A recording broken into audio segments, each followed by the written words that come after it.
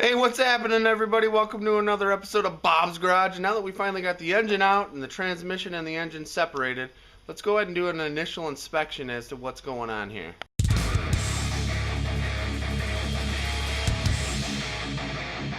Alright, so if you've been following along in my series, we made quite the progress here, and now it's finally time to figure out exactly what needs to be done. Kind of already had an inkling as to what we were planning on doing, but here's the transmission. Here's the engine. If you remember, we dropped one of the three torque converter bolts down inside the back of the engine here, kind of near the bottom of the flywheel.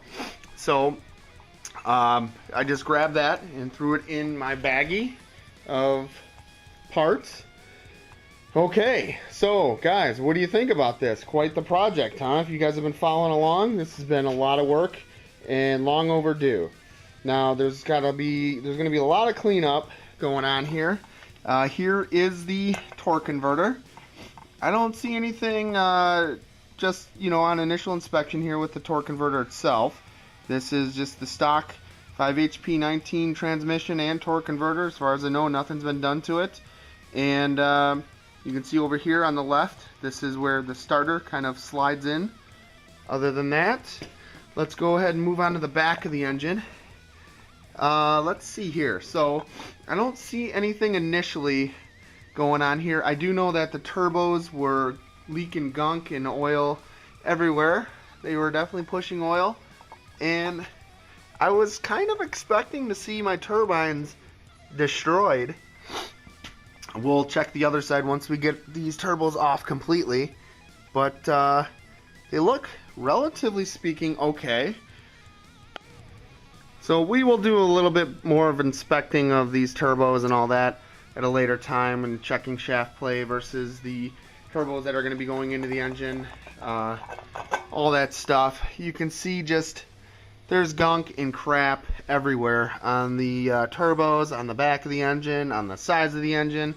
Okay, so looking at the cam plugs here, you can see just a little bit of oil sticking down right below that black plug.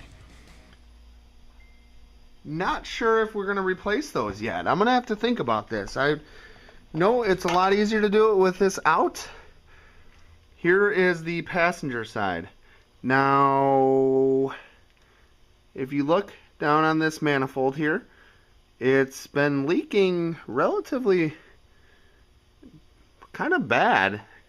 You can see it dripping onto the manifold, so that would cause, like oil burning smells and all that. I think we're gonna have to do them. What do you guys think? All right, going over now to the top side. Let me get my light here. All right, I was getting some bad messages saying that my lighting sucks. Sorry, guys. So you can see down in here, right here, is where I broke, if you were following along, but I broke that vacuum check valve, I'm sorry. I did buy another one. It was almost 40 bucks from the dealer. This black line, you can see how it's just dangling here. It snapped off. I also, you can see the Oetiker style clamps holding it on to that side of the check valve. Those clamps, I do have some hose clamp, like regular worm gear hose clamps, but I'd also bought an Oetiker set. So I'm going to try to replace them with OEM style clamps, just like you see there. Let's see. Moving on to the front, you can see, you might be able to see, but down here we have a lot of dripping and drippage all the way down to the bottom of the oil pan and everything. Now, what it appears to be is the power steering pump. Yeah, so I bought a power steering pump from Napa, and it doesn't look anything like this one here. I could be wrong on that. I don't know. We're gonna have to remove this one and get to it. I'm still rocking a stock throttle body boot. Believe it or not, when mine went out, I went out to the dealer and bought a brand new one, and it's been holding up to my stage 2 boost, no problem. Okay, I don't see. Okay, let's look along the valve covers here. Maybe I do have a little bit of a valve cover leak, or valve cover gasket leak here. It's hard to really tell. But yeah, my turbos were dripping stuff everywhere, and they weren't sounding good at all when I was spooling them up or building boost. Okay, let me see if I can come around here. Let me get my light to follow. And this is the hole where the starter mounts way in the back. But not only that, the alternator sits in the front here. So you can kind of see, if you follow just below the power steering pump pulley, you can see it dripping down, all the way down onto the oil pan. And a lot of that junk and crap that was dripping was also dripping onto the alternator. So my alternator, I don't even know where it's at right this second. Oh, it's right here. The alternator, I don't know. I think I'm just going to replace it, mainly because I was having issues where my headlights were flickering and stuff like that. So I was like, you know, as far as I know, this is the original alternator. It's been having fluid and junk and gunk dripping on it for a long time. Here's another look at the back of the power steering pump. It's hard to tell. There's a lot of bracketry on the power steering pump. It's hard to tell if it looks the same. One other problem that we're not really going to see, or it's not going to be evident by just looking right now, is there's a coolant leak.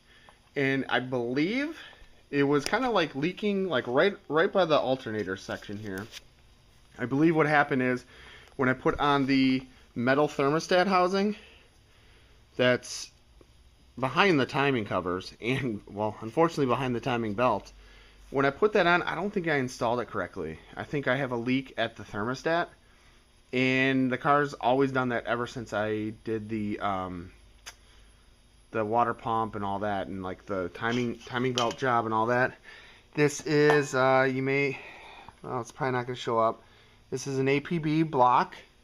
It's just stock block, and everything is relatively stock, guys. I mean, yeah. So I'm looking along this side here. I don't see on the back corner there's some oil.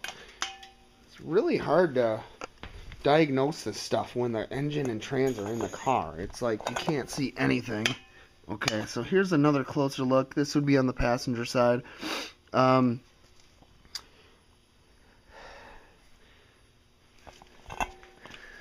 me look here. I don't know. It's definitely going to need a passenger side cam plug. And I heard that those are the most complicated to install when everything's in the car. Here's the passenger turbo. I don't know. I just need to spray everything down. So it looks like we're going to be doing valve cover gaskets and plugs and all that. I didn't really want to have to do that, but now's the time to do it. Alright, so that's kind of the initial inspection of everything. It's not too bad. You know, it is what it is. I'm going to start working on probably pulling the turbos off. And then swapping out the torque converter. That's going to be a little bit of a messy job, but we'll make it happen. And just basically cleaning. Like, look at this engine bay. It's pretty gnarly. I'd put paper towel over the subframe, but look at the crud and crap. What is that? What is that? Wow. I guess that's like an axle bolt. I'm gonna have to you can see there's a screw down in there from over the years. This car's getting old, guys. So yeah, we're gonna need to do a bunch of tidying and all that. Like, damn. So that's it. Let me know if you have any comments or questions. If there's anything, just kind of as I'm looking around here, anything that you spot that I didn't see that you guys recommend I do, or looks important, or I need to check out. I did notice see right there, there's that coolant hose coming out of the back of the head. There's some like white crap coming out of it, and that was the stuff that filled up the speed sensor sleeve and all that inside of here. It was all full of junk and grunk. So I don't know. A lot going on in the back of these engines. It's just nuts. So a lot of people say that where the coolant lines meet up, like where they're clamped on and all that, the leak there, you can actually see there's a little bit of crud in there. So this one is probably leaking here. So we got our work cut out for us. Let's do it to it, I reckon. Shall we?